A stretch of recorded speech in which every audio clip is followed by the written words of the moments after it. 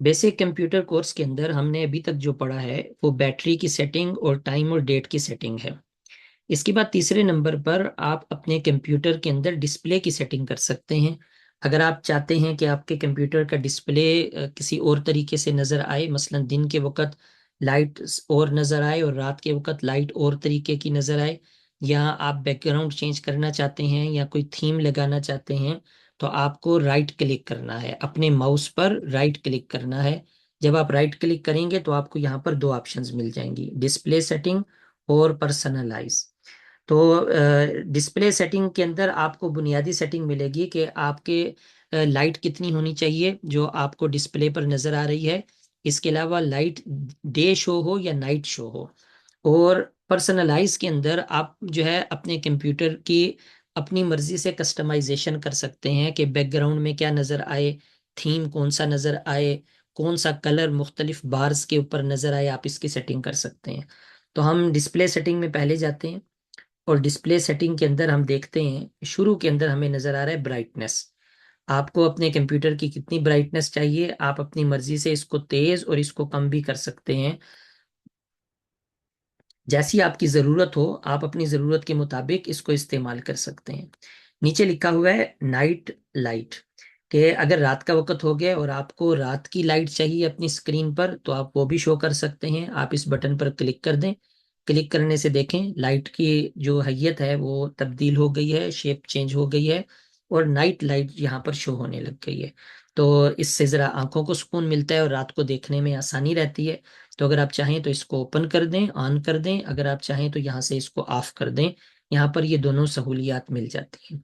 Basic ये हैं, इसके अलावा बाकी भी कुछ एडवांस हैं लेकिन आमतौर पर उनकी ज़रूरत पेश नहीं आती, तो हम उनको छोड़ देते हैं। अगर आप चाहें तो यहाँ पर ही साइड पर आप देखेंगे तो आपको पर्सनलाइजेशन की ऑप्शन मिल जाएगी। आप इसके ऊपर क्लिक कर दें तो यहाँ से भी आप उसी स्क्रीन पर चले जाएंगे।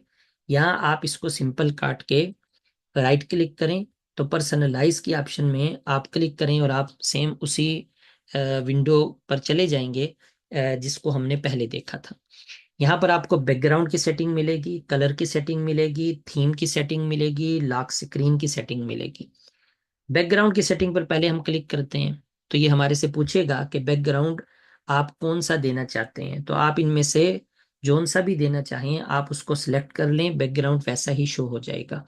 लेकिन यहाँ पर यह भी ऑप्शन होती है कि अगर आपने इंटरनेट से कुछ सॉफ्ट कुछ वॉलपेपर डाउनलोड करके रखे हुए हैं तो आप उनको भी यूज कर सकते हैं, या आप अपनी पिक्चर यूज करना चाहते हैं आप उसको भी यूज कर सकते हैं।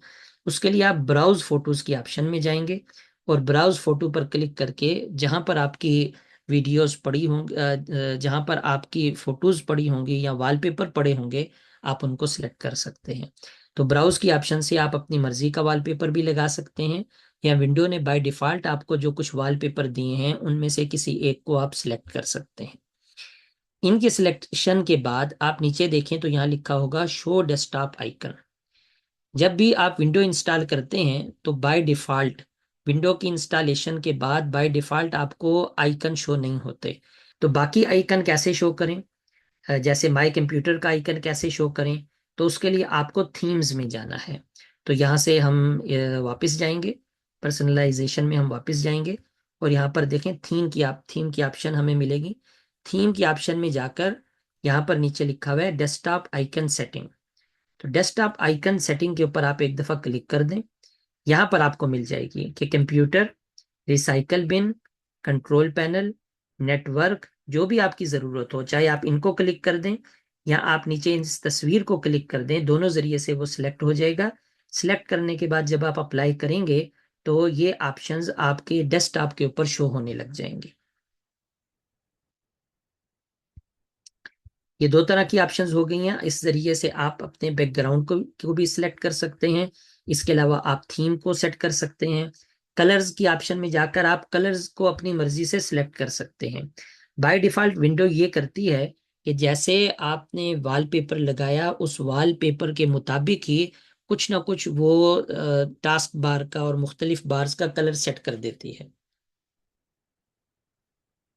लेकिन अगर आप चाहते हैं कि आप अपनी मर्जी से कोई कलर सेलेक्ट करें तो यहाँ से आप अपनी मर्जी से कलर्स को भी सिलेक्ट कर सकते हैं। जो कलर आप सिलेक्ट करेंगे वैसा कलर ही मुख्तलिफ बार्स के अंदर आपको नजर आने आने लग जाएगा। तो यहाँ से आप कलर की सेटिंग भी कर सकते हैं। पर्सनलाइजेशन के अंदर तीसरा है हमारे पास लॉक स्क्रीन। लॉक स्क्रीन की मदद से आप कंप्यूटर की लॉक स्क्रीन की सेटिंग कर सकते हैं और इसका वॉलपेपर लगा सकते हैं। यहाँ पर भी वॉलपेपर लगाने के दोनों तरीके हैं। आप चाहें तो विंडो ने जो वॉलपेपर दी हैं उनको सिलेक्ट कर लें, या ब्राउज फोटो में जाकर अपनी मर्जी से सिलेक्ट कर लें। उसके बाद आप जो भी सिलेक्ट करेंगे, आपने अगर उसको देखना हो तो आपके कंप्यूटर में जो विंडो की है, जो आल्ट के साथ होती है, FN और आल्ट के साथ होती है, विंडो की को दबाकर रखें और साथ L को दबा दें। तो विंडो प्लस L को दबाने से आपके सामने आपकी लॉक स्क्रीन आ जाएगी और आप देख सकेंगे कि आपको अपनी लॉक स्क्रीन की कैसी सेटिंग नजर आ रही है। तो अगर आपकी मर्जी की नहीं तो आप उसको अपनी मर्जी से तब्दील भी कर सकते हैं।